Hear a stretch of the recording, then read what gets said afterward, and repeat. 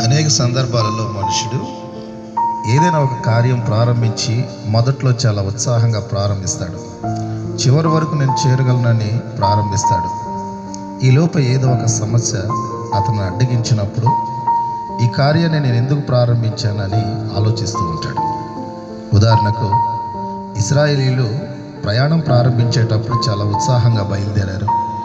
సముద్రం అడ్డొచ్చినప్పుడు ఈ ప్రయాణాన్ని ఎందుకు మొదలు పెట్టామని కలవరపడుతున్నారు. అయితే దేవుడు చెప్తూ ఉన్నాడు, నీవు ప్రారంభించింది నాతో గనక ముగించే వరకు నీతో ఉంటానని ప్రభువైన యేసయ్య సెలవిస్తూ ఉన్నాడు. దేవుని బిడ్డలారా, మనం కూడా ఏదైనా ఒక పనిని ప్రారంభిస్తే మధ్యలో ఏదో ఒక అభ్యంతరం వచ్చిందని నిరుత్సాహంగాను ఆ పని నుండి తొలగిపోవద్దు.